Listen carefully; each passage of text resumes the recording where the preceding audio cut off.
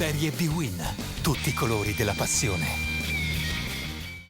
16° turno di Serie B-Win, in scena allo stadio San Francesco di Nocera Inferiore, dove gli uomini di Auteri ospitano il Vicenza di Cagni, padroni di casa penultimi in classifica, reduci da 3 sconfitte consecutive. I veneti hanno 3 punti in più e dopo la vittoria sul campo della Sampdoria sono risaliti al 16° posto.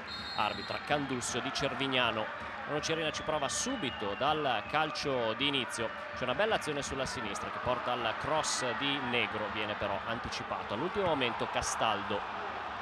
Ancora Nocerina pericolosa subito in avvio, il lancio è di Pomante per Negro, questa volta dalla destra al suo cross, non arriva però per un soffio proprio Castaldo. La prima risposta della Vicenza in questa conclusione di Gavazzi, parata da Russo, preferito questo a Giagori per scelta tecnica. Minuto 13, grande azione di Castaldo che salta Tonucci sulla sinistra, pallone a Negro che sciupa però a 2 passi dalla porta avversaria. Decisivo al minuto 16 il rigore concesso per fallo di Tonucci su Farias, decisione di Candussio ineccepibile. Alla realizzazione Castaldo per l'1-0 della Nocerina al minuto 17, ottavo gol in campionato per l'attaccante classe 82 che batte e spiazza Frison. Minuto 22, cross di Gianni, colpo di testa di Gavazzi, alto di un soffio. Minuto 35, Farias approfitta di una indecisione della difesa, il pallone arriva a Castaldo, blocca però sulla sua conclusione Frison. Ancora il tentativo della Nocerina, questa volta è Negro a tentare con il sinistro, difesa del Vicenza che traballa non poco. Minuto 40, Sassilotto splendido il suo pallone per Farias. Frison in questa circostanza si supera, come rivediamo dal replay, sul brasiliano classe 90 ex Foggia.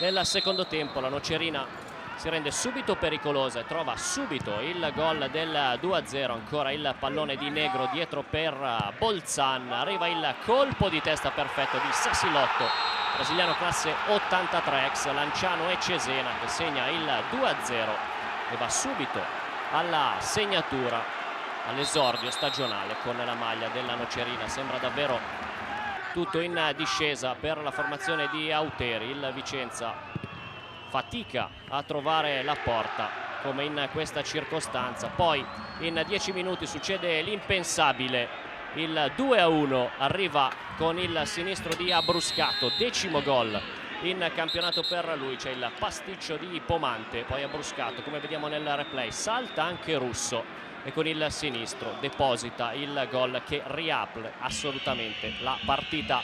Minuto 41, subito dopo arriva anche il 2-2 di Bastrini, calcio d'angolo, c'è il tocco con il ginocchio di Baclé.